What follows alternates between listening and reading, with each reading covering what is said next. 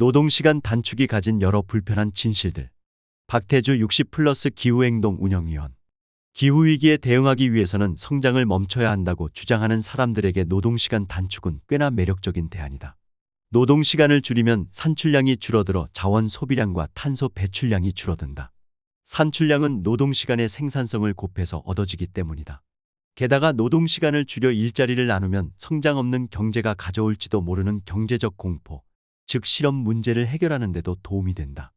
여가 시간이 늘어나 삶의 질이 높아지는 것은 덤이다. 적게 일하고 적게 생산하며 적게 소비할수록 화폐와 연관되지 않는 활동, 가령 여가, 돌봄, 공동체 참여 등에 보내는 시간도 자연스럽게 늘어나 건강하고 회복력 높은 사회를 건설하는 데 도움이 된다. 과연 그럴까?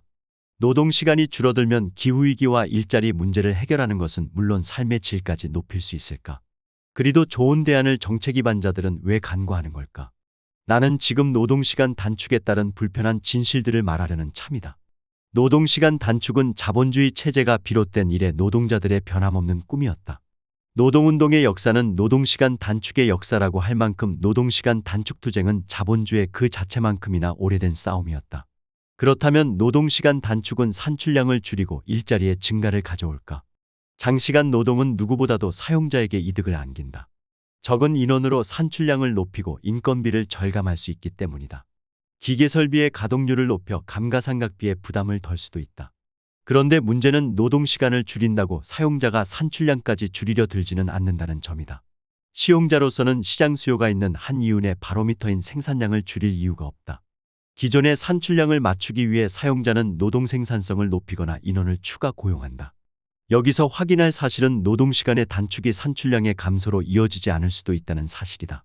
불황이라면 모를까? 최소한 이윤 생산을 주된 목표로 삼는 자본주의 체제에서는 그렇다. 노동시간을 줄인다고 일자리가 비례적으로 늘어나는 것도 아니다. 산출량이 유지된다고 하더라도 그렇다. 일반적으로 노동시간의 단축은 생산성의 증대를 수반한다. 설비의 추가적인 설치, 노동 강도의 증대, 작업 방식 및 작업 조직의 변경 등이 동원되기 때문이다. 추가 고용은 사용자가 택하는 마지막 수단이다. 특히 기존 노동자에 대한 임금이 보전될 경우 추가 고용은 인건비의 추가 지출을 의미한다. 현대자동차의 경우를 예로 들면 이런 식이다. 현대차가 주야 막교대제를 주간연속 2교대제로 바꾼 건 2013년이었다. 노사가 무려 10년 가까운 교섭 끝에 합의한 이행의 조건은 물량 보전과 임금 보전의 교환이었다. 노조가 물량의 보전에 협조하는 대신 회사는 임금의 총액을 보전한다는 것이었다. 그 결과 현대차의 노동시간은 크게 줄었다.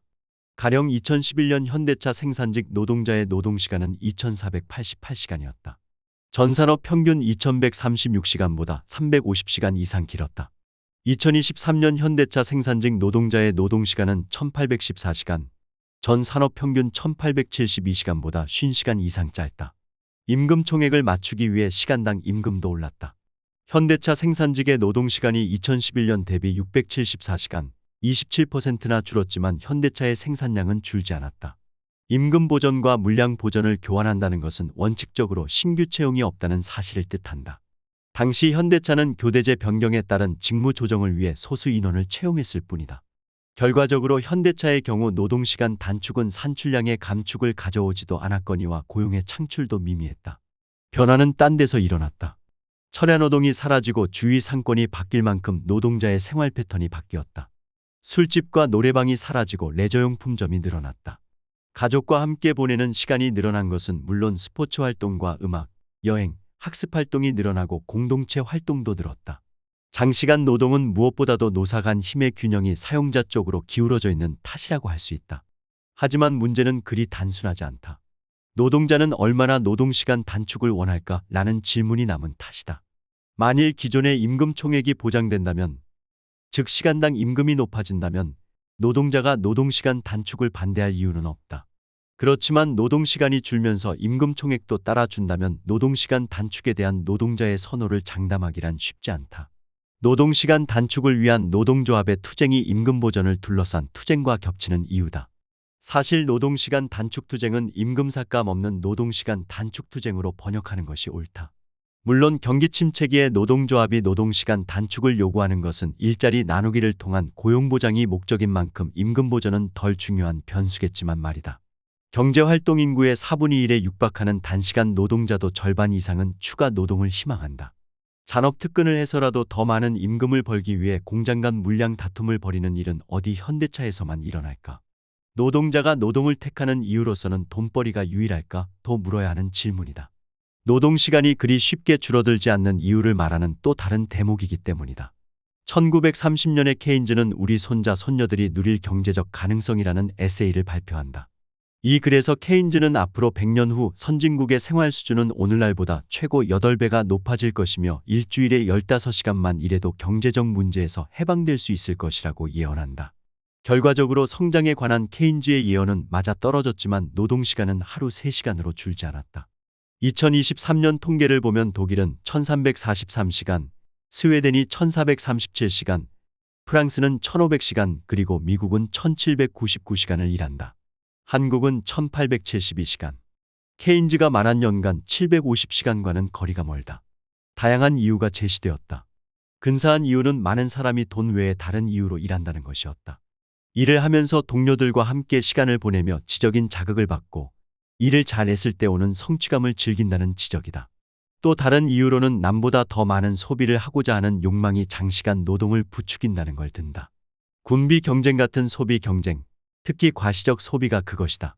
고소득자가 더 오래 일하는 건 시간당 임금의 인상이 여가시간보다 노동시간을 늘린 탓이라는 주장도 있다. 1. 소비의 악순환이 장시간 노동을 재생산하는 요인의 하나라는 말이다. 노동자는 노동시간 단축을 원하고 자본가는 반대한다는 이분법적 접근은 흔히 그런 접근 방식이 그렇듯이 진실과 거리가 멀기 일수다. 자본가가 일반적으로 노동시간 단축을 반대하는 건 사실이지만 노동자가 반드시 찬성하는 것은 아니다. 노동시간 단축을 둘러싸고 복잡한 이해관계가 얽히는 탓이다. 이 복잡한 이해관계로 인해 노동시간 단축은 기후위기와 일자리 문제를 해결하기에는 그 진전 속도가 너무 느리다는 약점을 갖는다. 노동시간 단축은 필요하다. 노동조건의 개선은 물론 삶의 질을 높이기 위한 가장 기본적인 전제이기 때문이다. 기후변화에 더해 AI와 로봇으로 장착한 디지털 플랫폼 기술의 도래라는 이중전환의 시대를 감안한다면 노동시간 단축을 통한 일자리 나누기는 불가피한 선택이 될 것이다. 게다가 기술의 변화에 따른 산업전환과 무역환경의 변화, 세계적으로 구조화된 경기 침체 그리고 금융불안이 초래하는 경제의 불확실성 등도 감안해야 한다.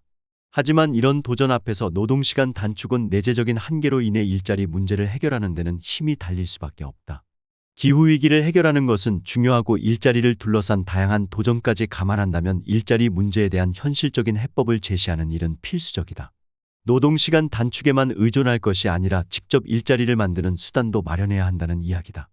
여기에는 돌봄 노동이나 공공서비스의 강화와 함께 무엇보다도 녹색 일자리의 창출이 포함된다. 녹색 산업에 대한 대대적인 투자와 직업교육과 생계의 보장, 그리고 일자리 알선 등이 따라줘야 한다.